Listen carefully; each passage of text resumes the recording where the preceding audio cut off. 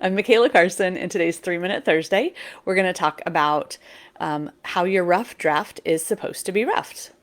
Go figure. I'm going to go ahead and start my timer, and 3 minutes is going. So it's crazy to me how much pressure we put on ourselves with our rough draft.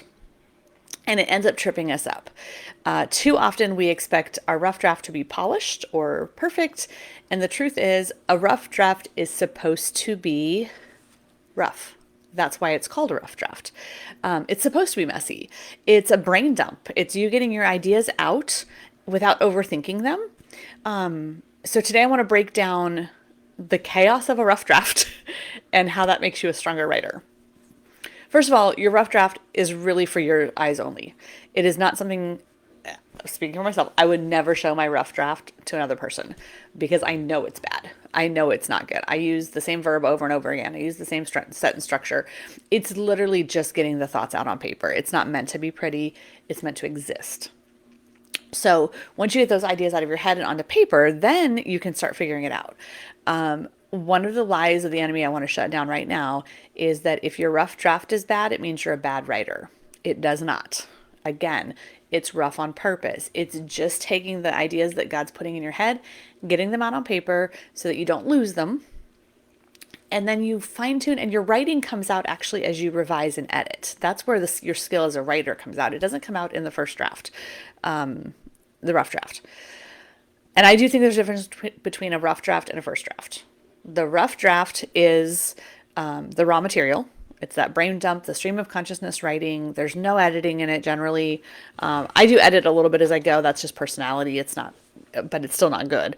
I just fix typos and stuff that I notice because it's just natural for me. The first draft comes after you've written your rough draft and you're revising it. So the first draft is actually after you go through it once and start to fine tune and correct some of the issues and work on the writing part of it. Think of it like sculpting, okay? The rough draft is literally just the clay. The first draft is when you start shaping the clay into something that's recognizable.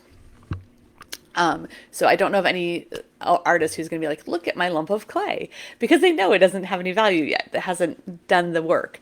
So don't expect to share your rough draft with people. That's not generally how writing works.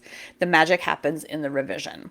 Your best writing happens when you rewrite and you edit. Like I mentioned, that's the part where your skill gets to come out and get stronger. Like you practice the writing is a thing you practice. It's not just, no one sits down at the piano and writes a concerto the first time, like it has to be drafted, right?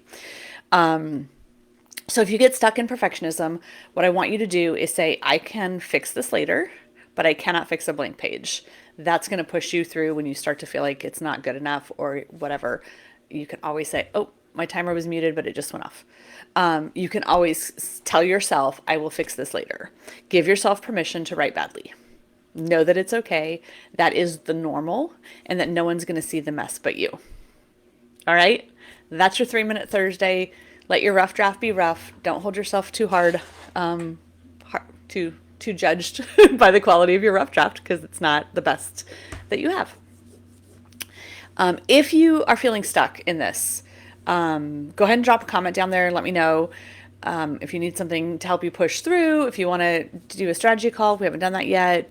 Whatever it is, just throw a comment down there so I know. If you're ready to have, I'm going to call it a Michaela in your pocket, this Michaela, not any random Michaela. I do have one spot left for Q2 in the Coaching Collective, which starts next week, April 1st. So if you want that spot, let me know ASAP. Yeah, we're full. So that's a good thing. The next quarter will start July, and I'll start promoting that probably end of May, early June. So if you're interested in Q3, you can also let me know and I can put you on a wait list for that. All right. Have an amazing rest of your day, guys. I'll talk with you next Thursday.